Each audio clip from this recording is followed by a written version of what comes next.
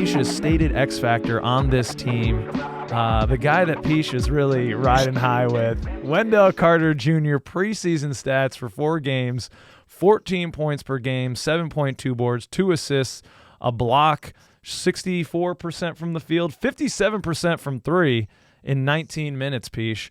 A lot of people are saying Wendell Carter Jr. is the X factor for this team. All the talk amongst the other teammates coming out of training camp, the vibes are high for Wendell. He's with Angel Reese. Things are going well for him. Are we thinking that Wendell Carter is like solid for us at the center position? Can he play 60 games, Peach? Can he play 65 games? What are we thinking about Wendell Carter? And maybe just we can parlay this into a talk about the other bigs as well, the big rotation. Yeah, I just can't with this guy. I can't believe we're still talking about this. This guy's not the guy. Everybody's just buying into it because it's preseason hype. And this is part of the reason I don't watch preseason basketball. I watch the highlights. I watched enough of it to, see some things. I wanted to see some Jace Richardson. We'll talk about that later. But Wendell doing good against, teams' backups and stuff like that in the preseason doesn't excite me at all. He is capable of playing well, and that's why I'm so mad about it, because he is capable of playing well. He just doesn't do it consistently and often enough. And I cannot allow myself to believe that this year he'll be more consistent and play this good on a regular basis. I can't. There's no faith. I put no faith in those numbers. Those numbers might as well all be zeros for everyone, even Paulo. I don't care what his numbers were in the preseason. Those things just do not matter to me. They matter more to like a rookie who might be trying to like learn the NBA game. Then I start to kind of go, okay, well, he's holding his own. How do they look out there? What's the feel? That's the stuff that's intangible. I don't need a stat. Ain't gonna make me feel good about that. And honestly, I cannot keep harping on this. I feel like that's going to be, I think the Magic could be a good team.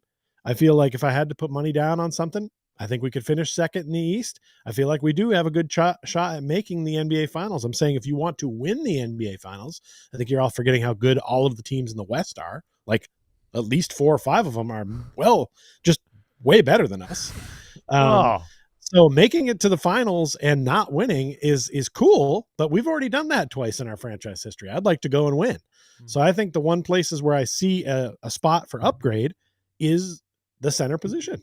And I don't think there's anybody that could seriously look at our team and honestly feel any different. I know 3-point shooting still not completely been solved. Just because we picked up Desmond Bane doesn't mean he's going to make all the threes and no one else can shoot them. But like, I think that's a glaring hole for us. Is like, I feel like Wendell's got that backup energy vibe.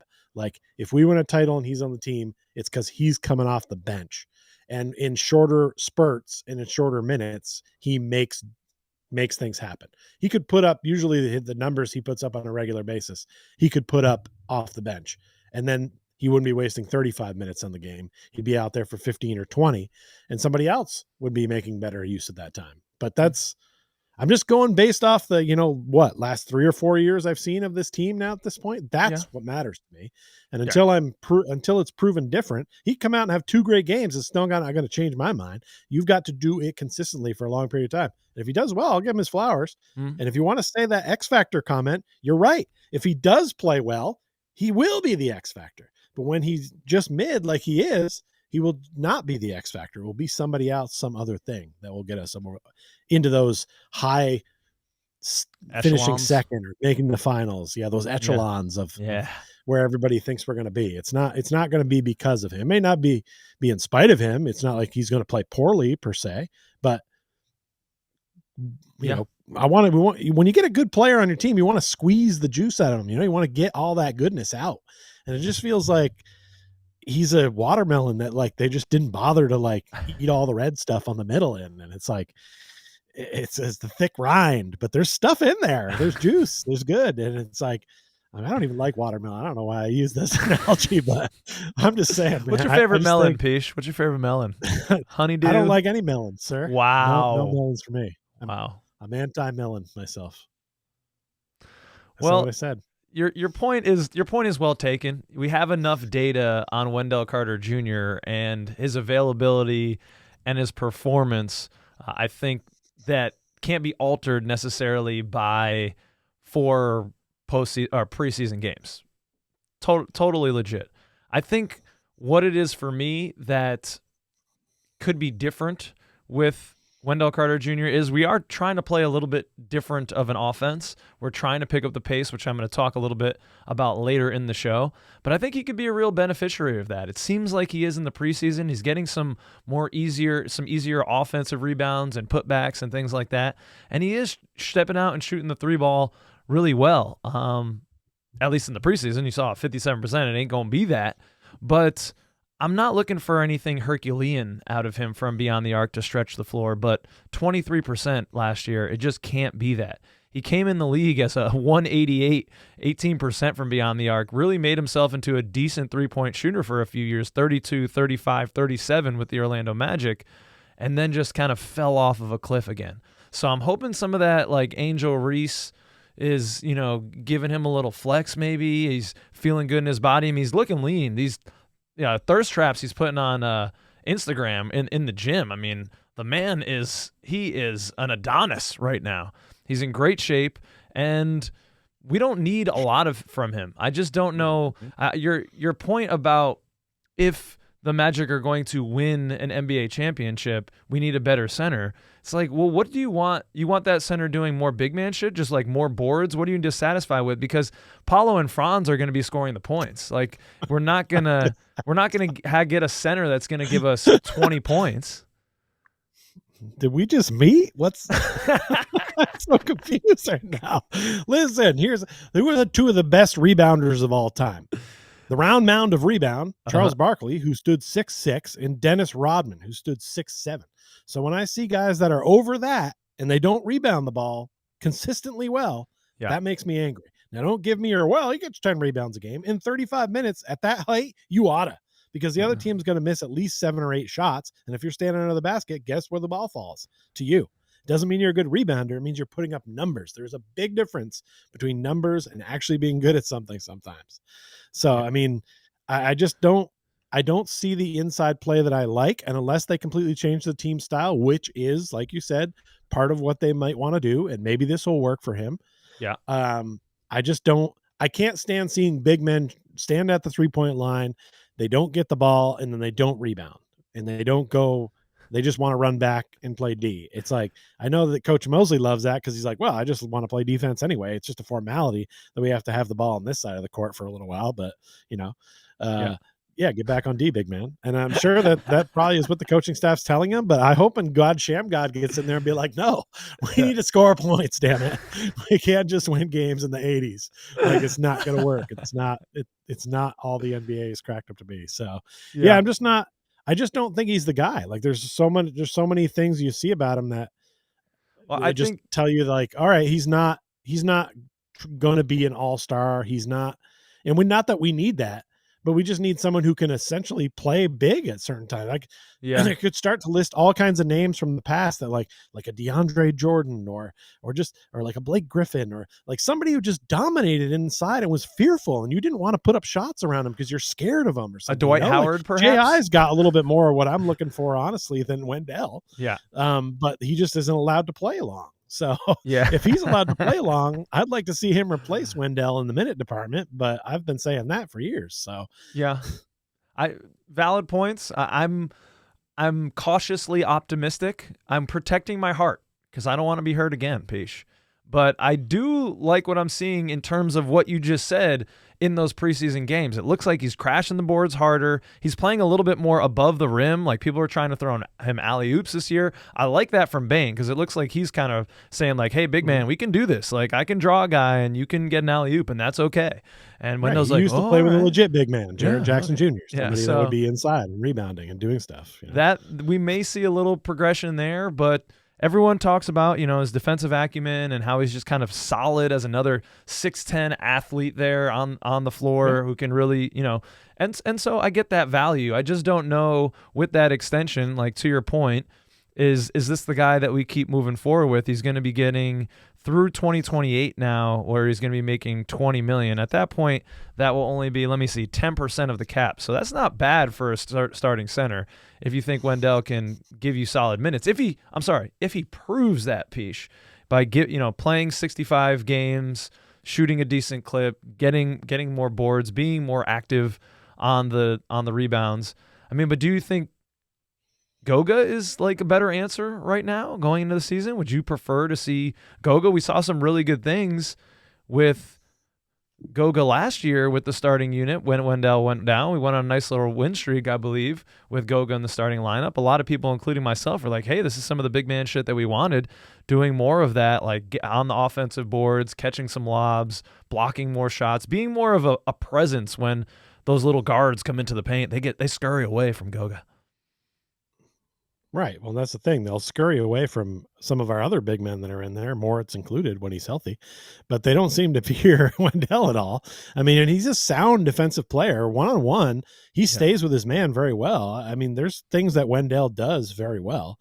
It's not like he's a bad player, and obviously he's a good-looking man. He's pulling Angel Reese. Let's go.